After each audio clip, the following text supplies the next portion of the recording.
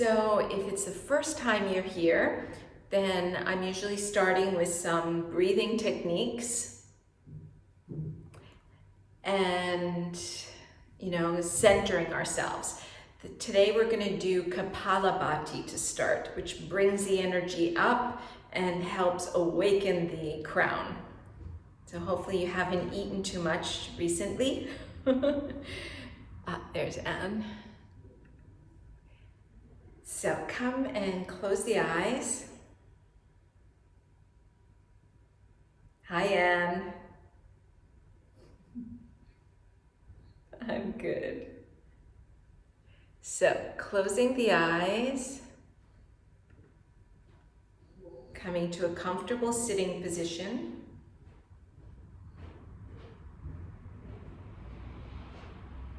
And start to bring yourself inwards.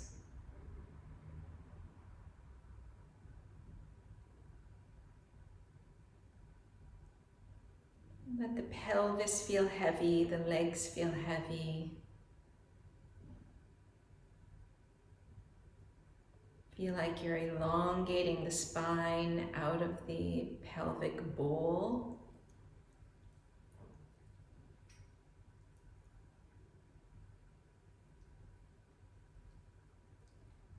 Relaxing the jaw, relaxing the facial muscles.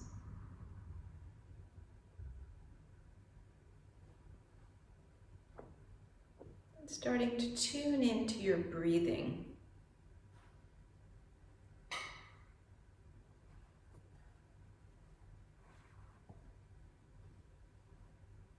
Just watching your normal breathing pattern.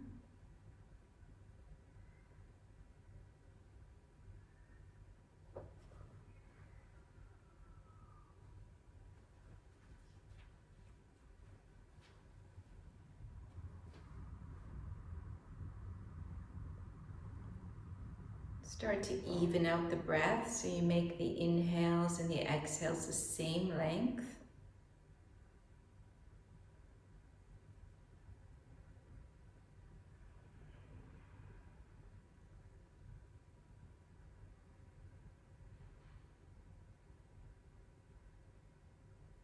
And start to deepen the breath, trying to make the inhales and exhales a little bit longer.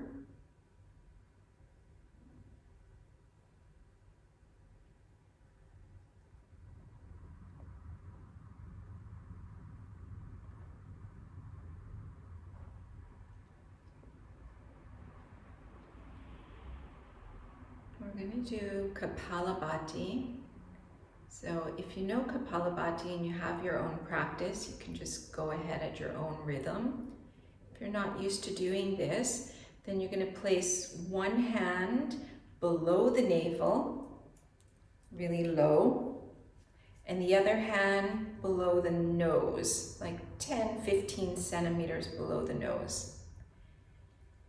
And what we do is we're going to exhale completely, as if you're exhaling from the low belly, pushing the air out through the nose.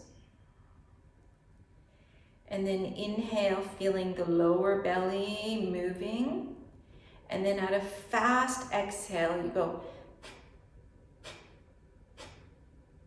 So you'll feel under the lower hand, you feel the belly quickly coming in with the exhalations, and under the upper hand, you feel the air quickly coming out the nose.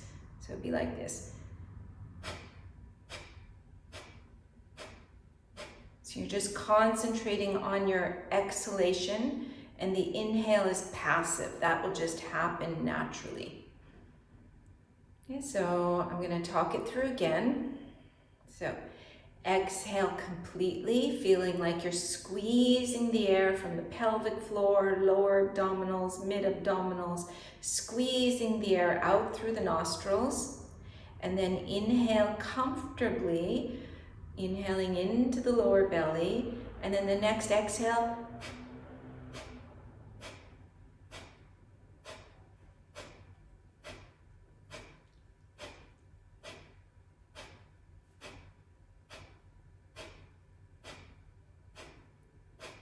Trying to make the count rhythmic. And do about 20 if this is new to you.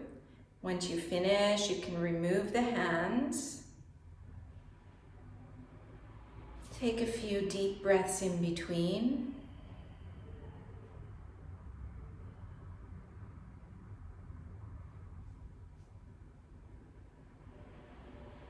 And then either you can place the hands back where they were, or you can keep the hands on the knees, just depending on how you're feeling with this exercise. And once again, squeezing the air out. If you've been practicing this, as you inhale, you try to keep mula bandha. And then the next exhale is a quick exhalation.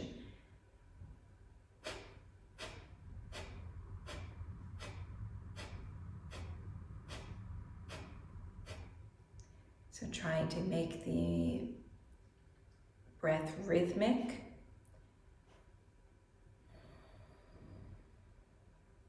Keeping the awareness on the navel as you do this.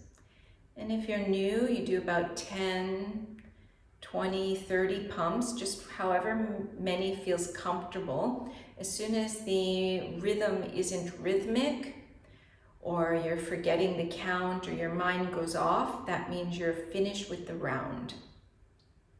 And then you keep the eyes closed, take a few more even breathings.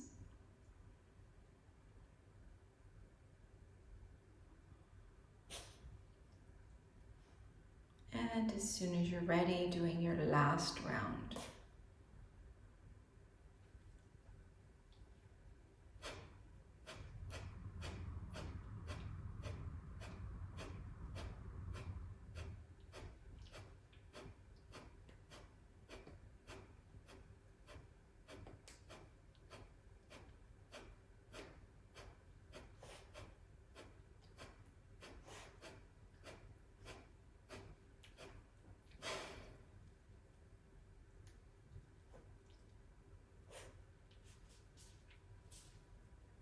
And if you're finished, come back to your even breathing, seeing if you can make the sound with your breath.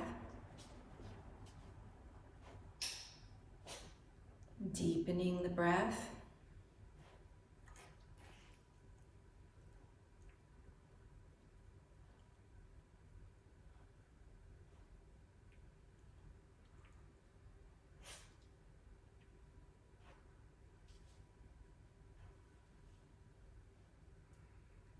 We're going to do 5 rounds of Ujjayi Pranayama. So it's not the same as we do during our yoga asana. You're going to exhale completely. Inhale through both nostrils. Close the right nostril with the thumb. Exhale, double through the left nostril.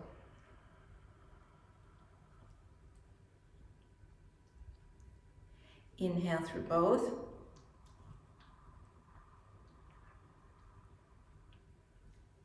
Exhale through the left.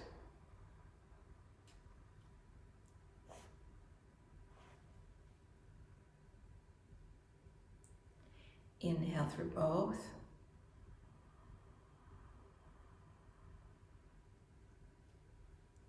Double the exhalation just through the left.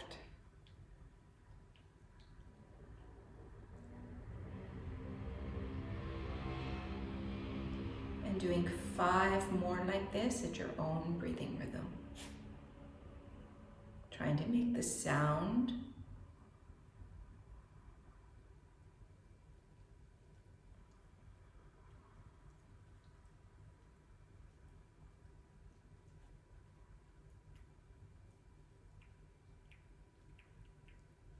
If you've been practicing pranayama, try to engage mula bandha as you're doing this.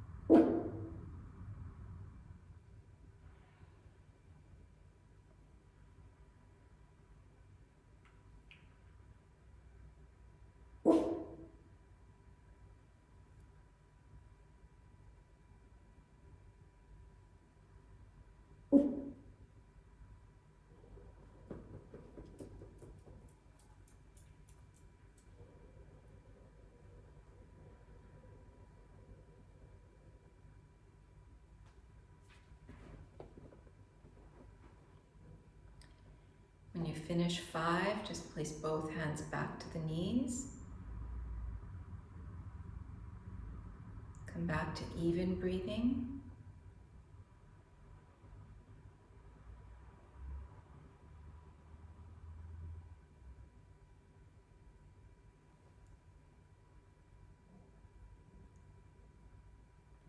Noticing the inner vibration of the body.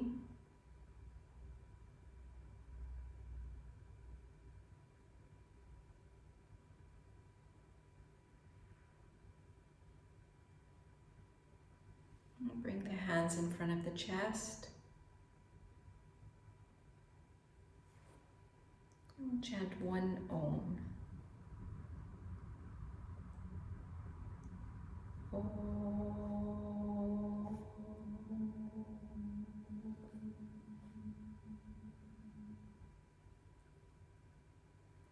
Rub the hands together, warming up the palms. And placing the hands over the eyes. Opening the eyes behind the palms. And then releasing them. So, we're finishing the first pada tonight. And we're continuing with the last little bit of Samadhi. So we're on Sutra 1.48. So if you have a copy of the Yoga Sutras, you can follow along. So it's 1.48. So I'm going to go through each word individually. So the first one is ritam, which means truth. Bhara, which means bearing. So ritam-bharā, it means truth bearing or filled with truth. Tatra is there. Prajnā, we've seen this quite a bit already, means insight or wisdom. So the whole thing together, there, insight is truth bearing. So what he's talking about was the last couple of sutras. So referring to Sutra mainly 147 that we finished with last week, that was talking about nirvichara samadhi. Okay, so samadhi on a subtle object with insights that don't accompany words. Okay, so if you weren't there last week, just don't worry about it. You can research later. So nirvichara samapatti or samadhi is concentrating on subtle objects without understanding based on words. And this is a quote from Hariharananda. So if you have that version of the Yoga Sutra commentary, this one, it's on page 106. There cannot be any better knowledge of an object than what can be acquired by nirvichara samadhi. That is why it is complete truth or perfect truth. So when we reach this level of samadhi, it means that we have perfect truth on the object of our contemplation. Okay, I'll just go on to the next one. It'll make a little more sense as we go. After this, next week, it gets to be more easier things to understand, just to let you know. So the next sutra, Sutra 1.49, 1.49, shruta. Shruta means heard. It can also be looked at as tradition, like the shrutis, what the rishis heard. Anumāna means inference. Prajnābhyām, it means from the knowledge. Anya, other or different. Vishayā, it's again an object. We've seen this before. Vishesha, so this means special, or the way Hariharananda describes it is as particulars. And I'll explain more detail after. The last word is arthatvāt, which means of the means. So let me just read it all together. So that knowledge is different from that derived from testimony or inference, because it relates to particulars of objects. Okay, so it sounds really obscure, but it actually makes more sense than it sounds. So earlier, when we were earlier in the first pada, there's a sutra number 1.7. And in that sutra, he explains how to know, it's describing the vrittis, the whirls, the fluctuations of the mind. And he explains that there's right knowledge and how to find out what right knowledge is. One of the ways is through inference, another is through direct perception, and another is from testimony. So like hearing from somebody else. So it's referring a little bit back to that sutra. So if you're doing any self-study, you can make note of that. And so this sutra is still describing the insights that you obtain when you're in nirvichara samadhi. Okay, so last week I explained all these levels of samadhi. I think personally that they sound like these ephemeral places that none of us actually get to, but I believe that we are experiencing these in different contexts, and maybe we're not always aware that we're experiencing it, or at least that's the way, as I've committed to making these talks about how to bring the sutras to our daily life. So I think I want to interpret it that way. Okay. So normally when we're receiving knowledge, we'll see something. Oh, I see this is a computer. That's a computer. I might hear something. Somebody tells me, a computer is something that you can open up and then you can connect with other people. Somebody tells me, this would be testimony, tells me about a computer. And then there's also inference, right? So I'll use the example, let me go to my other thing. The example, like if I see there's smoke, that's the typical example we use, that you will infer there's fire, right? So those are the three ways that we get some knowledge normally in our day-to-day life. But through nirvichara samadhi, because we're absorbing ourselves into whatever we are using as our object of contemplation. So last week we did about the heart center. We started with feeling the actual heart and the heart center. That area, what's under there? Oh, there's skin, I feel humidity, I feel heat, I feel my heart pumping. It's very physical, and there's words associated. And then slowly, maybe we have an experience of our heart center where we don't have to think, oh, the heart center is part of my chest, or we just experience it. And then we go into more subtle realm, which could be maybe love, right? We might experience love from our heart center, or the self, or the I, something like this.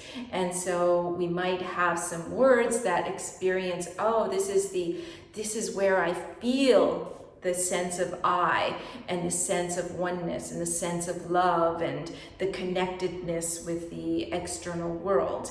And so this might be coming through our minds.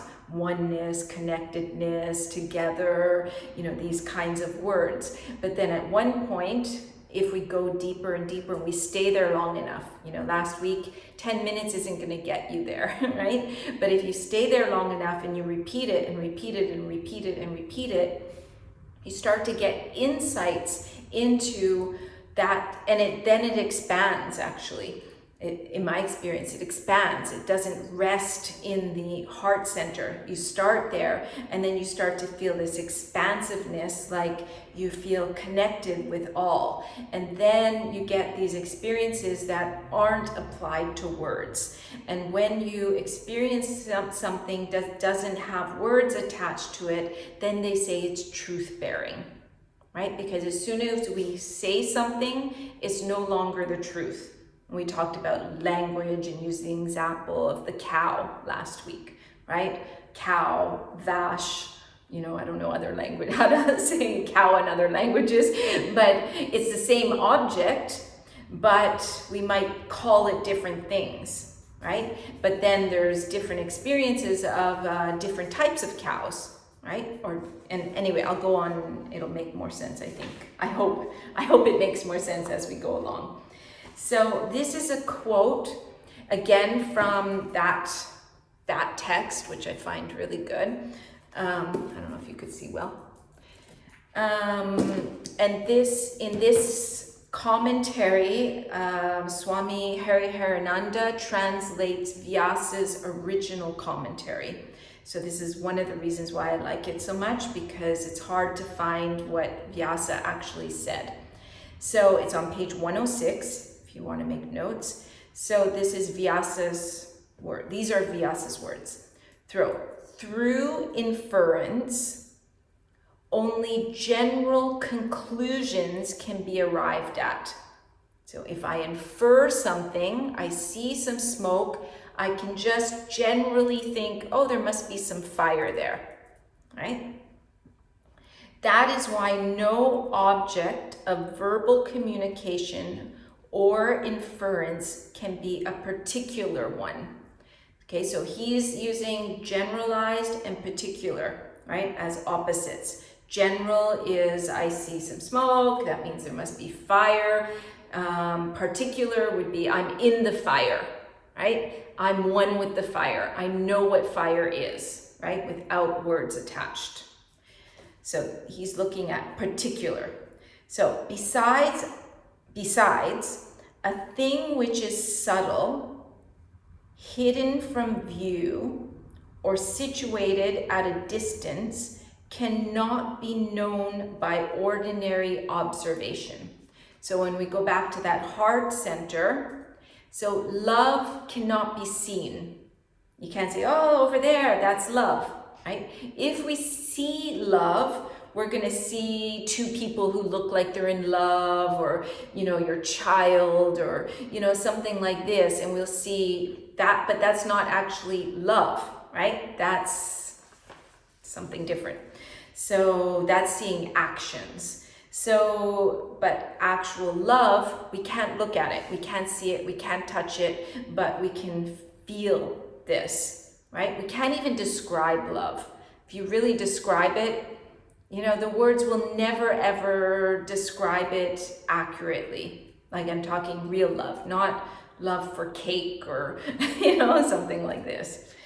So, for example, I've been using the example of smoke. So we can infer there's fire, but the particulars of that fire are unknown. So if let's say we're looking at a horizon and we see smoke out in the horizon, we don't know where that smoke is coming from. We can assume there's fire there, but we don't know if there's a forest fire, somebody has a campfire, it's their wood stove, it could be even just a campfire that's being put out and there's actually no fire there, right? So that's not seeing the particulars. Hariharananda, another quote. So, knowledge from verbal communication and inferential knowledge are acquired with help of words. Okay, so I'm going to say, oh, look over there's some fire, and look, it's red, and if you go near it, you're going to feel hot, it's going to be feeling warm. If you touch it, you get burned, you have to go to the hospital. Those are all words around that. And then I already described the inferential. So words, especially those denoting qualities, are expressions of generality.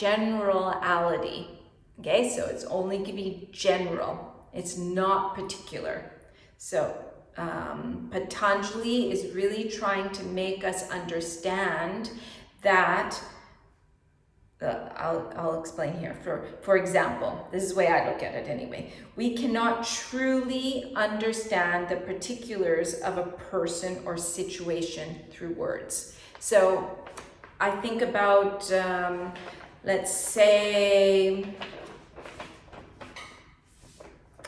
so general knowledge of a person or a situation, okay, but you don't know the details. So let's say I see somebody, right, and I see that they're looking dejected, depressed, they've got some, I use that example because I think this is something that is kind of in our time right now. There's a lot of people feeling sad or depressed or these kinds of feelings. And we can look at that and we see that they may seem depressed, but we can't actually feel it. We don't know what it feels like to be in that person. See what I mean? So general knowledge of a person or a situation, but you cannot understand the detailed or the particular. So we may hear something, for example, let's say we hear something about France, okay, because we all live in France, I think. We can infer things, for example, when watching the news, but the particulars of a particular person or situation cannot be known. And the reason why I thought about this is I was thinking about fake news, because it's a big subject, and it's very easy to manipulate things. So we can look at a situation from the outside and assume a lot. A reporter can talk about it, but we can never really totally understand what it's like to be in that situation. Do you see what I mean? Unless you've went through those levels of samadhi. And so most of us will never go through that because we're going to see everything with a veil, right? Which will be in the next sutra. We're going to see with the veil of our own perceptions. So using again, like for example, a person who's depressed and negative, despite, we can look at somebody who's very depressed and very negative and say, but why should you be depressed? Because look, you have everything, you're intelligent, you have enough money, you have a family, all these kinds of things that we can look at somebody and think that it's totally ridiculous that they're feeling depressed. Do you know what it feels like to be in this situation? That would be a much worse situation. So we're really easy to judge people like this. Right? Do you experience that? Right? It's very easy to judge people like that. But we can never really know what it's like to be in that actual person. Okay, so I believe that Patanjali is starting to help us understand these situations. So we can use it as a way to sit and feel and go inside, but we can also use it as a way to understand and communicate with the world around us, which in my particular life is very useful, and I'm assuming all our lives, because we live in the world and we experience what is happening around us, and we often judge a lot of things that are happening around us. And so when we can start to take a look back and understand, but actually Patanjali is telling me I can't understand that, right? And so maybe we can open our mind, the way we look at it. Maybe we can go into, if it's something important for us to understand, we can sit quietly and go inside and try to go through those levels of samadhi so that we get some deeper insights into it, rather than using just our frontal cortex here. Or example, trikonasana, for the individuals. So, as a teacher and as somebody who's practiced for a long time, sometimes when you teach somebody that pose and you can feel like the fingers and you can feel the skin lifting, you can feel all these very subtle aspects of the pose, but somebody newer to the pose if you start to describe that to them, it might just go over their head and they can't have that experience, because they need to have the experience as they are right now. See what I mean? And as teachers, sometimes we can be looking at somebody and be just like, what's the problem? You know, I've taught that to you a million times. Why can't you just do it? Right? And, but taking a step back and understanding, we don't know what it is like to be in that person's body. Maybe they are feeling something very different than we are feeling in this. And so as teachers, that's what we're trying to give to our students, in fact, is to learn to feel in your own body what that pose should feel like. We give indications with words, right? Or even hands-on adjustments. But in the end, I can never know what that pose feels in another human's body, right? Does that make sense? Until you've done it many, many times and you've went inside and you start to just feel that is what that pose is, right? Without words. Okay, so I hope that makes a little bit of sense. Next sutra, 1.50, 150. So, taj-jah, which means that born of, samskara. So it means samskara. It's just that the way when they link the Sanskrit words, sometimes the vowels will change, because there's two words that one ends with an A, one begins with an A, and so it becomes O. Samskara-anya or samskara-nya. So those are two words. Samskara means subliminal activator. Anya is other. Okay, I'm going to explain samskara later. And then again, samskara, so subliminal activator. Pratibandhī means to wipe out or obstruct. Okay, so where's my notes? 5. So the samskaras born of this, and again it's referring to nirvichara samadhi. The samskaras born of this obstructs other samskaras. So first you need to know what samskaras mean. So samskara, subliminal activators, or sometimes latent impressions. So what these are? So these, latent means concealed. So they're impressions within us that are concealed based on our karmas. Okay, so karmas are actions.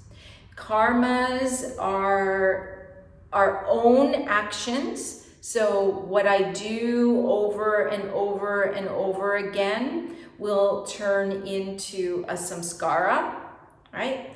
Where I live, so my society is going to put some latent impressions on me, right? If I grew up in Canada, and so there's certain kind of traditions and cultural ways that I grew up with. Those, I've been in France for going on 21 years, and still I can see that those samskaras that I came with in Canada never go away, right? No matter how long I live here, I'm always going to have those things that I grew up with that are just part of me, right?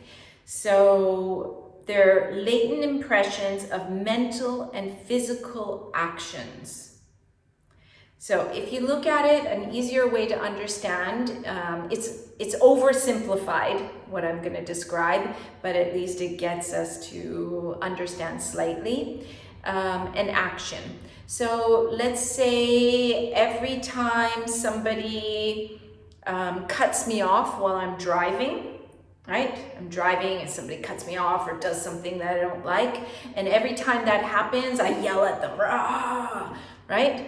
And so once it happens, it's just an action, one action. And if I cut it right then and there and say, wow, I let that person, that situation allow such anger in me, and I will not let that happen again, as the Buddha says, right? I will not accept your anger. So if I stop it right there, it's never going to turn into a samskara, that kind of samskara. Might have maybe positive samskara. But if every time that happens, I get angry, then I develop this reaction that's just going to happen without me even noticing, right? So every time something, somebody walks in front of you while you're driving, now down in the south, so I drive, so I see it happening a lot, so people cut you off, or, people honk at you, or they tailgate, or they do all these weird things when driving. They get impatient.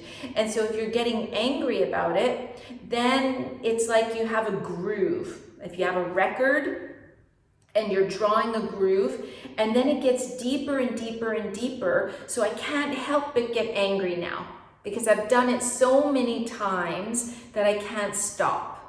And then they say then it turns into your vasana, which is part of your character. So now I'm somebody who, every time I get behind the wheel, I'm already in an irritable mood. See what I mean?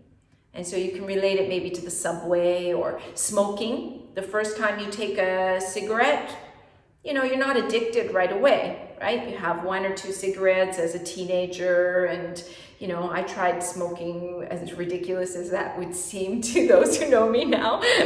But when I was 14, of course, I had to go behind the market, the corner stores in a small town. So that's where all the kids would hang out and try cigarettes. And, you're not addicted, you have nothing. But if I was to continue that, eventually I would develop the samskara of smoking. And then had I continued for years, I am just a smoker, right? It's part of my character as a smoker. So these are what these samskaras are, as a simplified way to look at it. So basically, everything that we see, we are looking through our veil of samskaras. So going back to our nationality, right? Or our cultural upbringing, our individual family upbringing. If your parents have been telling you since you're 2 years old, oh, you're gonna fall, you're gonna do that, you're gonna get hurt, oh, you're not smart enough, you're gonna fail, see, you always fail. Then as you grow up, this is what you say in your head to yourself. Your parent isn't there anymore, but you hear it all the time. Oh, I better not try because I'm gonna fail, I'm not good enough, I don't deserve this, and you've developed a samskara, right? Which is going to affect your vasana, and it's going to affect your character. Vasana's character is kind of synonymous. And so we look through the world, we look at the world around us through these samskaras. But when we go into nirvichara samadhi, those samskaras are melting away. So we see the truth. For example, the little kid that's always being told that, he's going to fail, he's not good enough. Well, if he can release that and go deeply, he's going to see that he deserves everything, or she deserves everything. She's worth everything. She's worth just as much as anybody else is. She or it can succeed as much as anybody else can. But you have to go very deep into that to actually believe it. Because if any of you have dealt with any of these kinds of things, like not feeling loved, not feeling good enough, negativity, anything like this, then you'll see that you can go to counseling, you can do lots of different things, and they never work. They never work, because it's not going to work until you believe it yourself. People can tell you as much as they want that you're worth it, you're worth it, you're worth it. Somebody can show you love as much as you want, as they can, but inside, if you don't feel it, you're never going to believe it, right? And so I think these are some ways to look at this little segment of nirvichara samadhi to heal ourselves, in fact. I'm not sure if that's the way Patanjali meant it, but that's the way I see it. So basically what's happening is when we go into that nirvichara samadhi, where we experience subtleties without words, is we start to replace our samskaras with better samskaras. So going back to the little kid who thinks he's not good enough, he can never succeed. If he can go in and see who the true self is, just glimpses. All you need are these little glimpses. When you go in there and you start to glimpse that, then you start to see, no, but this isn't true, right? And it gives you that power, that feeling like, well, I'm just going to give it a try, right? And it starts to replace those negative samskaras, basically. So I wanted to read you this quote from Georg Feurenstein. So it's from one of his translations of the Yoga Sutra. It's the non-dualistic translation that he did. So every time we sit down to meditate, however modest our effort might be, we produce inner conditions conductive to further spiritual growth. Okay, so the Yoga Sutras is about spiritual growth. I think because we're spiritual beings, that when we make this inner growth, it's all spiritual growth, right? It doesn't have to be this, woo stuff that, you don't have to go out of this world to be spiritual. You need to go into this body and you can be spiritual. This body belongs to the earth and the prakriti and the purushas inside there. So we are setting up a positive habit or disposition, which makes it slightly easier for us when next time we endeavor to meditate. Okay, so each time we go into a sitting practice, the more we do it, the easier it happens to get in there. Okay, so the mind easily forms and follows new habits. Okay, so this is the purpose of these samadhis. There's some prajnata samadhis. There's the 6 layers of them, on the coarse objects, the subtle objects, the bliss, and the I amness. Okay, so those are the 4 levels, but in the first 2, there's actually 2 levels of each. So these are the samprajnata samadhis. Okay, and in those samadhis, we still have these latent impressions, the samskaras, but we're transforming them to these positive samskaras. So in some prajnata samadhis, there's the latent impressions. Okay.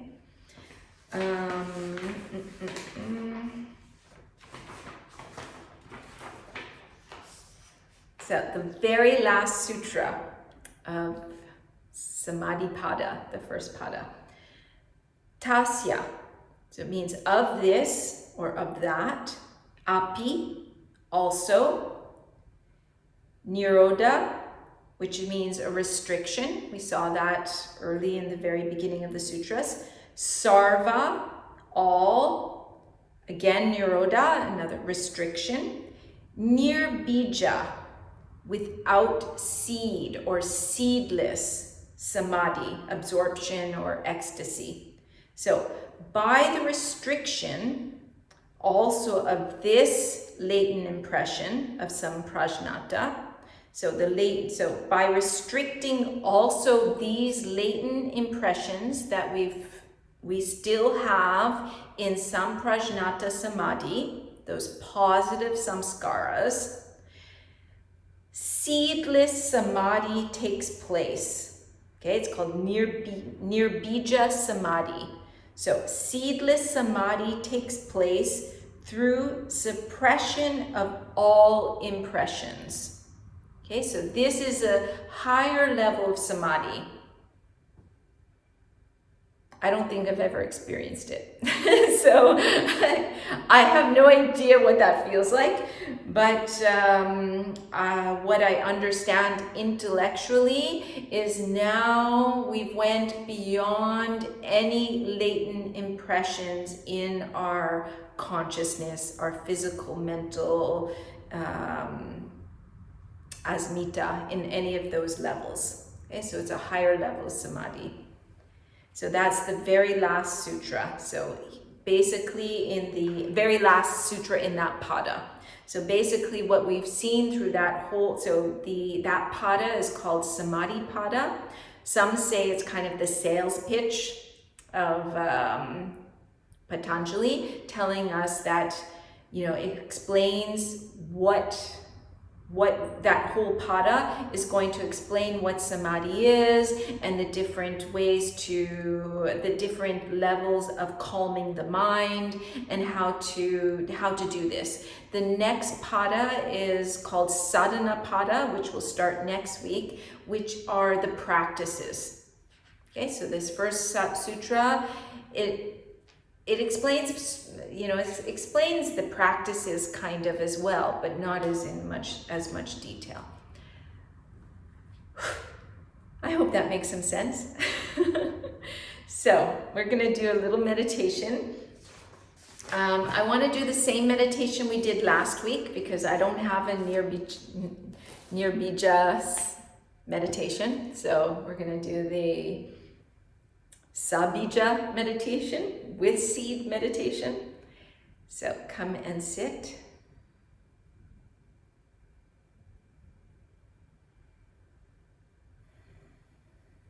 So first, bring yourself inwards.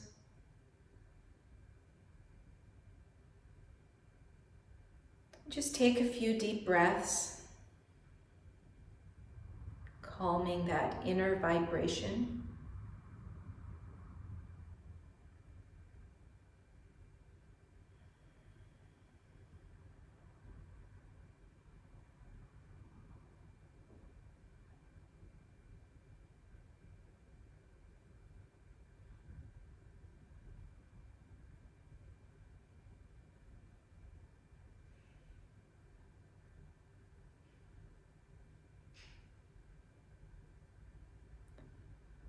And start to let the breath calm slightly. So you're not so much controlling the breath.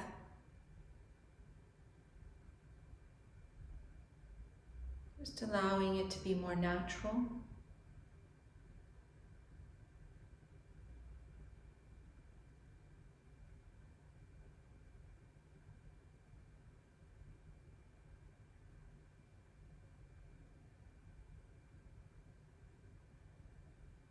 Notice if you're able to relax the pelvis, relax the legs. You feel like you have a nice steady foundation.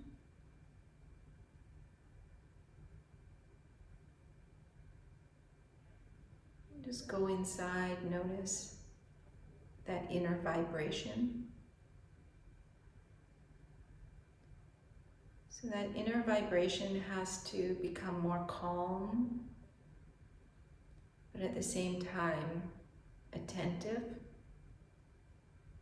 to be able to go further. If you don't feel that, then I think it's better to keep concentrating on the breath.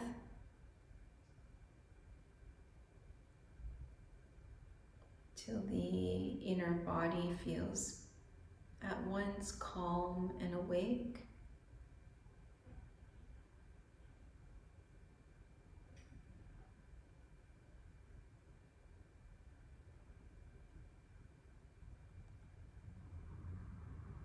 Start to allow the mind to settle.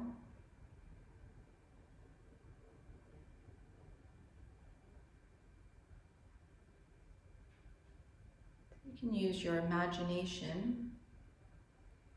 So if there's activity happening in the front of the brain,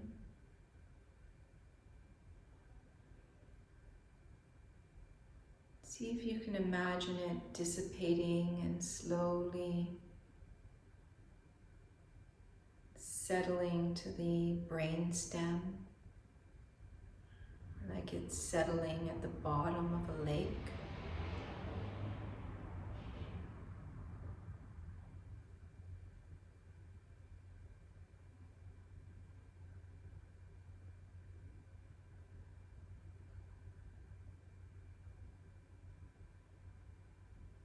You have that sense of presence. Presence in the body. Presence with the breath.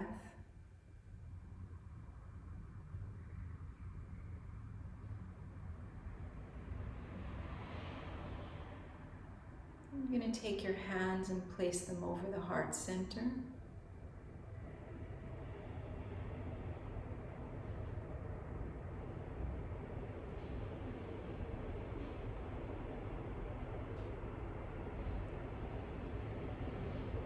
Try to bring the presence, the concentration towards the hands and the area under the hands.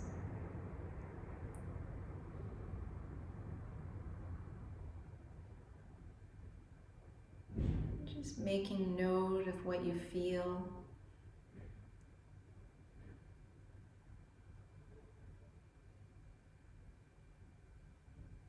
Maybe you feel some movement.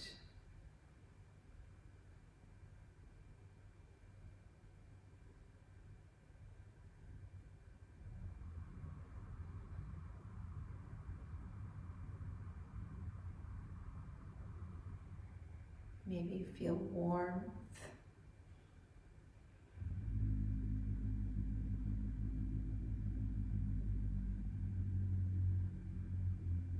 I'm not going to talk for a little bit. You're going to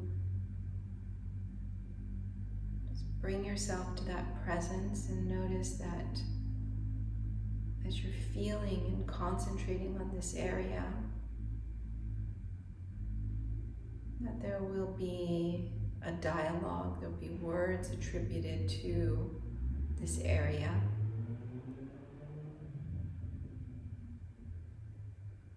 And maybe if you stay long enough, maybe at some point you'll just feel.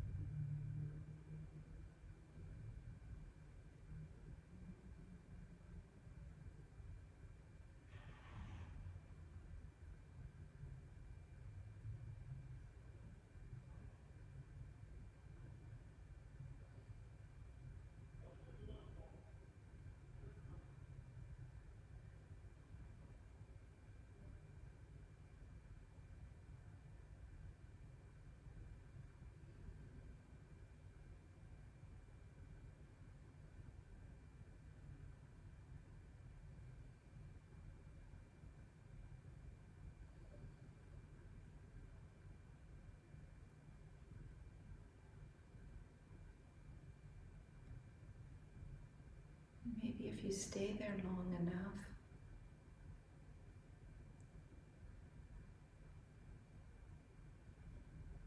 you might start to sense something subtle emanating from this area.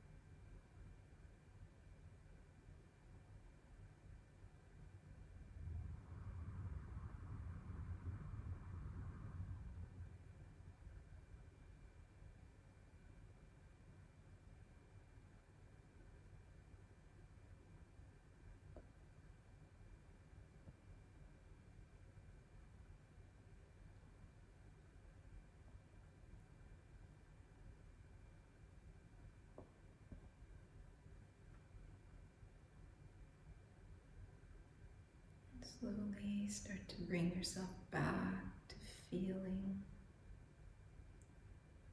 under the hands, feeling the life.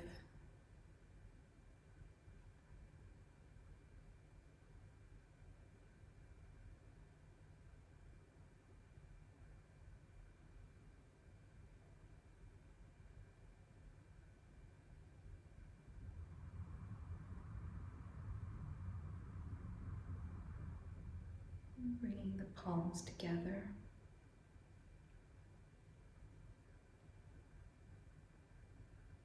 Let's chant Om Shanti.